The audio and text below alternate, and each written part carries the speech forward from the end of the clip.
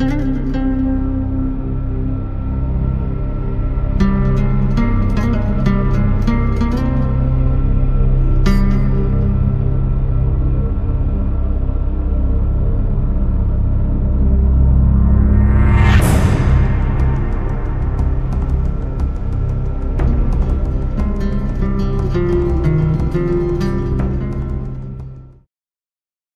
the wake of the decisive Allied victory at El Alamein, General Bernard Montgomery's 8th Army shattered the Axis defensive line in Egypt, forcing German and Italian forces into a desperate westward retreat across Libya. To the northwest, Operation Torch brought fresh American and Free French troops ashore in Algeria and Morocco, opening a second front and threatening the Axis from behind. Caught between the British advancing from the east and the new Allied presence to the west, the Axis scrambled to reinforce its remaining foothold, Tunisia. It was the last bastion in North Africa, close enough to Sicily to ferry men and materiel across the narrow Mediterranean, a logistical lifeline the Allies struggled to sever. As the weeks passed, both sides poured troops into the region, the Allies building up overwhelming numbers and air power, the Axis landing German divisions and Italian troops to hold the line. By early 1943, Tripoli, the principal German supply port, had fallen to the Allies, yet Field Marshal Erwin Rommel, commander of the German-Italian Panzer Army, had already shifted his supply network north to Tunis and constructed a chain of defensive positions guarding the southern approaches. Determined to disrupt these lines, the Americans established positions near Faïd, in the foothills of the eastern dorsal of the Atlas Mountains, a direct threat to Tunis and an irresistible target for Rommel's counterstroke. It is here amid the rugged hills and narrow defiles of central Tunisia that Rommel prepared his bold offensive, one that would culminate in the Battle of Kasserine Pass, where the 5th Bersaglieri would launch a fierce frontal assault that tested the mettle of America's new army in its first major clash with the seasoned Axis.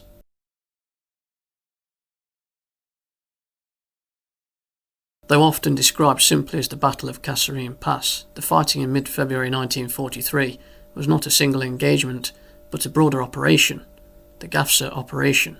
It was a complex sequence of manoeuvres and clashes stretching across central Tunisia, from the Axis positions east of the Faïd Pass to the American lines near Tebessa. The Kasserine sector served as one of several mountain corridors where Axis forces sought to penetrate Allied defences, but the planned scope spanned multiple passes and valleys, linking the Tunisian plains with the western approaches toward Algeria. In early February 1943, after the success of Sidi Bouzid, Erwin Rommel found himself in a precarious position. His Afrika Korps had been pushed back into southern Tunisia after months of retreat from El Alamein, and now he and General Hans-Jürgen von Arnim shared command responsibilities in the Tunisian bridgehead. Supplies were scarce and both Axis commanders faced growing Allied pressure from east and west. However, the later defeat of American forces at Sidi Bouzid revealed serious weaknesses in US command coordination, armour handling and battlefield communication. Rommel, sensing a fleeting opportunity, resolved to strike before the Allies could consolidate or bring their superior numbers fully to bear. Rommel's idea centred on a westward drive through the main mountain passes, Faïd and Kasserine, with the goal of disrupting the Allied front and reaching the open terrain beyond. From there he hoped to push on toward the key logistical hub of Tebessa, deep in the American rear. Capturing Tebessa, or even threatening it, could sever Allied supply routes across central Tunisia and force the British and Americans to withdraw northward toward the coast. In parallel, a wider envelopment might also open the possibility of advancing toward Le Kef, another critical supply and communication centre. To carry out this operation, Rommel needed cooperation between his own Deutsches Afrika Korps (DAK) group and the neighbouring 5th Panzer Army, commanded by von Arnim. The 5th Panzer Army would provide armoured groups for the main northern thrust, attacking westward from the Faïd area toward Spatla and Kasserine. Meanwhile, Rommel's DAK group in the south, which included elements of the Italian Centauro Armored Division and the 5th Bersaglieri Regiment, would strike from the Gafsa region, pivoting north to converge with von Arnim's forces in the passes. These Italian units played critical tactical roles. The Centauro's mixed Italian armour and motorised infantry gave much-needed strength to Rommel's depleted DAK divisions. while the Bersaglieri provided mobile infantry support for securing flanks and attacking enemy positions on difficult mountain terrain. Rommel's proposal was bold but risky. His plan was communicated to Comando Supremo, the Italian High Command back in Rome, and to the German command structure in Tunisia, arguing that a coordinated offensive through Faïd and Kasserine could isolate the Anglo-American front for a possible envelopment. The operation involved a coordinated attack on the British First Army and to isolate and destroy the inexperienced American Second Corps. After internal debate, both Comando Supremo and the German command approved the idea. The planned objectives included seizing Tebessa to secure vital Allied supply dumps and fuel reserves, and possibly driving on to Le Kef if the initial success permitted. It was an ambitious offensive, one that reflected Rommel's instinct for swift exploitation, but also the tension between his aggressive vision and the logistical and command realities of the Axis position in Tunisia.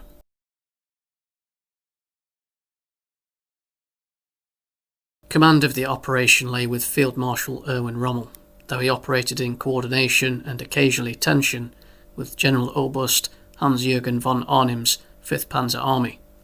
The Axis grouping reflected a blend of German precision and Italian resilience, but was hampered by stretched logistics and competing chains of command. At the forefront stood Oberst Karl Robert Max Bülow-Juss's Deutsches Afrika Korps, veterans of long desert warfare who brought invaluable experience to the Tunisian front. Bülow-Juss's DAC included well-equipped mechanised formations. From the east would be armoured assault groups from the 10th Panzer and 21st Panzer Divisions, both detached from von Arnim's 5th Panzer Army to reinforce Rommel's thrust westward. These armoured units, supported by motorised infantry and mobile artillery, formed the spearhead of the planned assault through the mountain passes leading toward the Allied positions. The Panzer Divisions included Panzer III and IV tank variants, and attached to the 10th Panzer Division was the Schwerpanzerabteilung 501 with 6 Tiger I tanks and supporting Panzer IIIs. Supporting the German formations was General Giorgio Carlo Calvi di Bergello's Italian 131st Armored Division Centauro. Though not as heavily armed or technically advanced as their German counterparts, the Centauro Division contributed crucial armour and infantry strength to the Axis order of battle. Its 23 M1441 medium tanks and an attached group of Semaventa M41 to 7518 self-propelled guns, bolstering Axis armoured units and providing cover for the panzer flanks.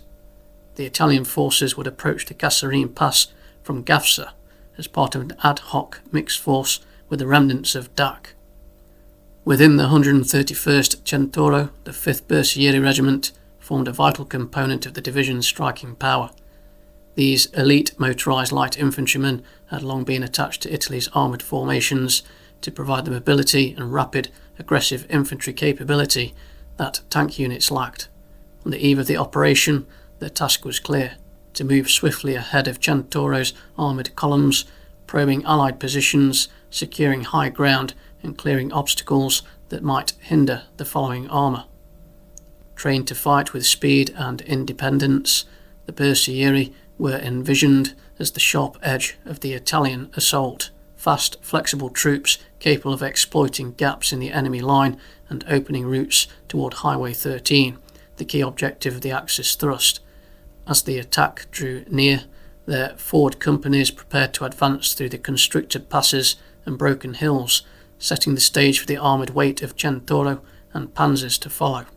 The combination of disciplined DAC troops, panzer grenadiers, panzer tanks, and Calvi di Bergello's determined Italian armour and Bersaglieri created a formidable, though uneven, force poised to exploit weaknesses in the Allied defences. The Axis plan was clear but daring: strike swiftly through the Faïd, Sabiba and Kasserine passes, outflank American positions and open a corridor toward Le Kef and the deep interior of Tunisia. Despite coordination challenges stemming from split commands between Rommel and von Arnim, the Axis concentration represented one of the last coordinated offensive efforts by Axis forces in North Africa. Opposite the Axis concentration, the Allied First Army under Lieutenant General Kenneth Anderson held an extended and uneven line across central and western Tunisia. Anderson's force was a coalition command combining British, American and French elements, each with differing experience levels, equipment and tactical doctrines. While the northern sector anchored on seasoned British and French troops, the central front, stretching through the Faïd, Sabiba and Kasserine passes, was largely in the hands of the newly arrived and still untested American formations. This dispersion, coupled with the difficult terrain and poor communications, created vulnerabilities the Axis commanders sought to exploit. At the centre of the Allied defensive screen stood Major General Lloyd R. Frendendel's US 2nd Corps, holding a wide arc through the interior passes of the western dorsal. Frendendel's corps included the 1st Armored Division, 1st Infantry Division and 34th Infantry Division, with additional supporting units spread thinly across rough, elevated ground. The Americans had established scattered defensive detachments around Kasserine, Sabiba and Faïd, but their command structure was cumbersome and coordination between infantry, armour and artillery was still in its learning phase. Many positions were forward and isolated, leaving them susceptible to the kind of concentrated, fast-moving assault the Axis was preparing. To the north, Major General C. F. Keightley's British 6th Armoured Division formed part of the northern wing of Anderson's army. Though more battle-hardened than the US units, Keightley's command was stretched along extended lines and tasked with both supporting French positions around the mountains near Bou Arada and covering the approaches towards Sabiba and Tala, but were to move further forward when needed. The division's detachments, supported by elements of British infantry and artillery, were ready to respond to enemy breakthroughs, but risked being too far from the central passes to intervene quickly. In the days before the Axis assault, Anderson's headquarters attempted to impose coherence across this broad multinational front, but intelligence about Rommel's intentions remained uncertain. The Allies expected localised raids rather than a major offensive. By the time reports of Axis armour massing east of Faïd began circulating, the defensive positions of 2nd Corps were already exposed, held by forces lacking both cohesive battlefield communication and unified tactical control. As a result, when the Axis attack began, the Allied line at Kasserine Pass would meet it fragmented, uncoordinated and dangerously vulnerable.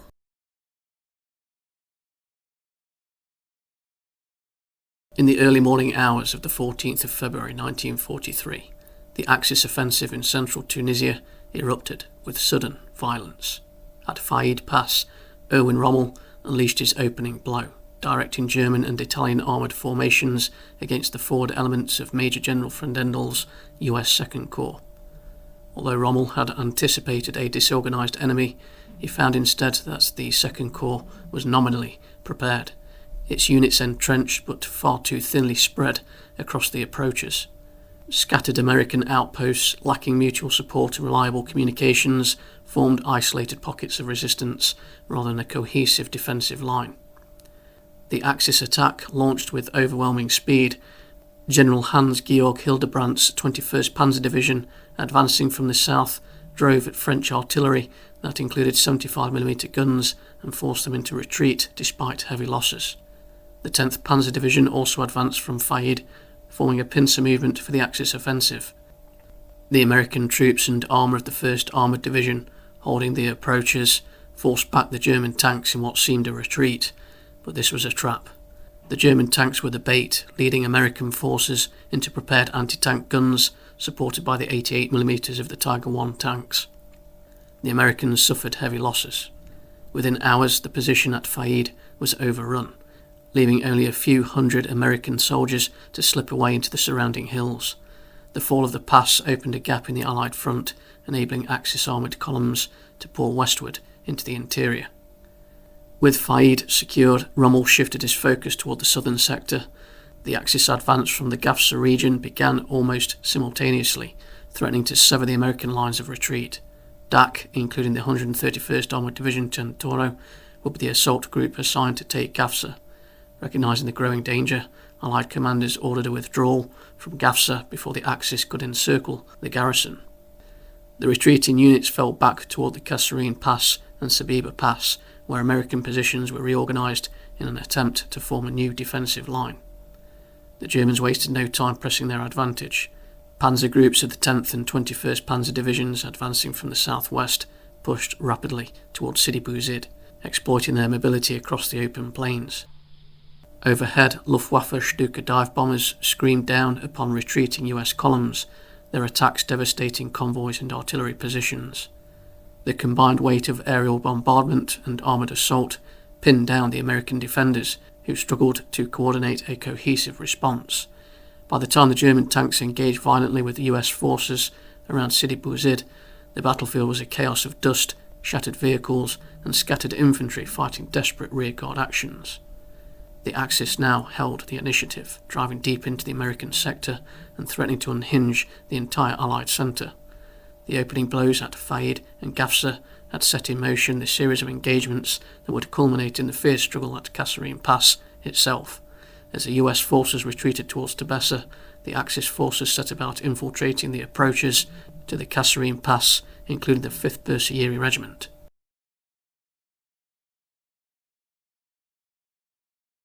By the 17th of February 1943, Field Marshal Erwin Rommel assessed that the primary goals of Operation Gafsa had been achieved. His forces had dislodged the Americans from Faïd and Gafsa, disrupted their defensive coherence, and secured ground that opened the routes toward the western Tunisian passes. Confident that the initiative lay firmly with the Axis, Rommel proposed to maintain momentum and strike deeper into the Allied positions. With the cautious approval of Field Marshal Albert Kesselring, commander of German forces in the Mediterranean, he prepared to continue the offensive through the Kasserine and Sabiba passes, aiming directly toward Le Kef. His operational vision was bold: push through the mountain passes to isolate General Charles Alfrey's British 5th Corps, including the 6th Armored Division, annihilate the US 2nd Corps, and then drive the Allied 1st Army entirely out of Tunisia before the Allies could reorganise. The 10th Panzer and 21st Panzer Divisions were transferred from Arnim's 5th Panzer Army to Rommel's command. Now was the time to strike, as Rommel felt that Montgomery's 8th Army, having secured Tripoli, would not be a threat, as its logistics and supply lines were not yet adequate to push for an offensive on Axis lines.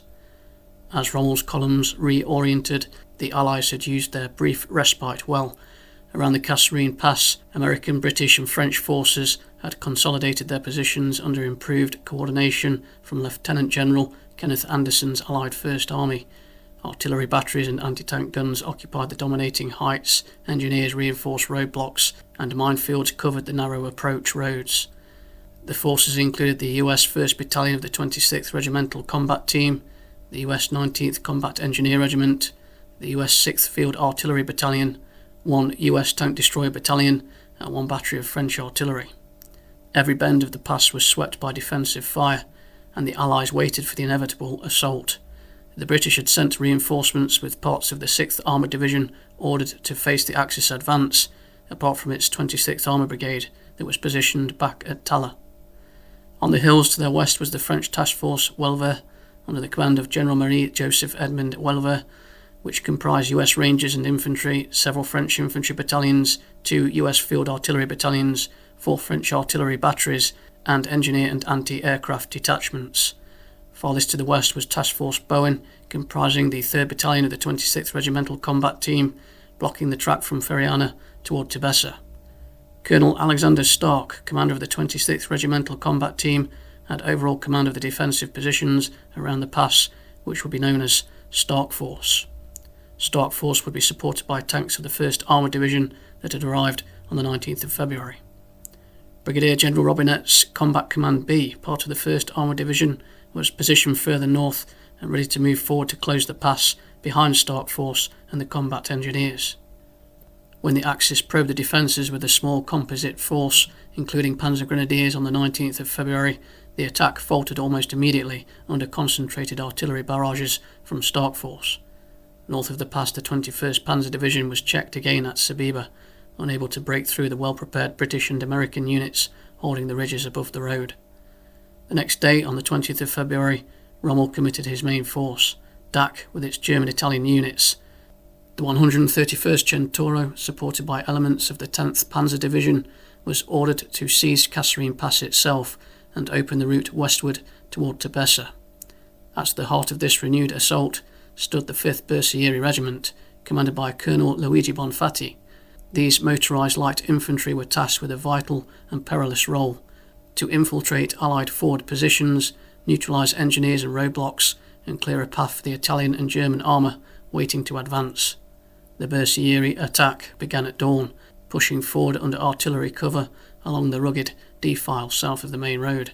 They met determined resistance from American engineer units of Stark Force, with its mixed formation of combat engineers, infantry and artillery hastily organised to hold the pass.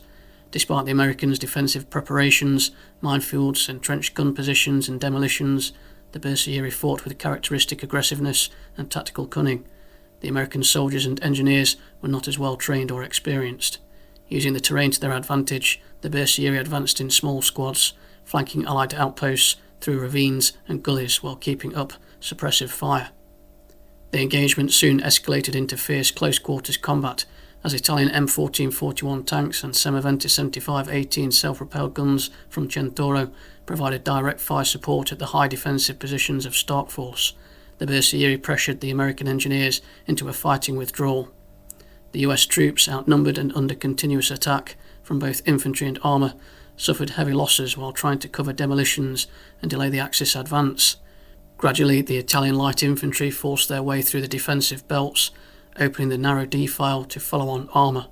In the process, however, Colonel Bonfatti was killed, leading his men from the front during a critical phase of the assault.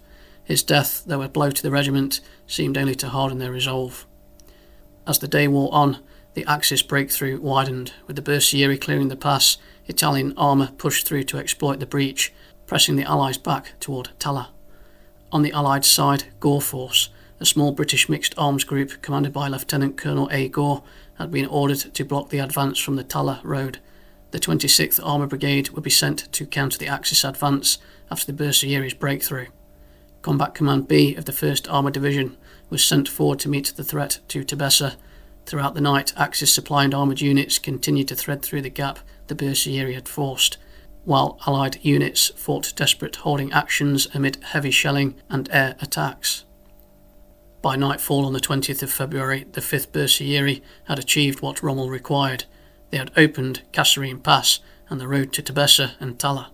Their infiltration and assault had pierced the Allied mountain defences, enabling tanks from Centauro and the 10th Panzer Division to drive toward Tebessa and Talla and threaten the backbone of the Allied position in central Tunisia. The cost was steep, marked by the loss of Colonel Bonfatti and severe casualties among his companies, but their success marked one of the high points of Italian arms in the Tunisian campaign and a critical contribution to Rommel's temporary resurgence on the North African front. Highway 13 was open for an armoured advance, paving the way for Centauro's armoured tanks and German panzer tanks.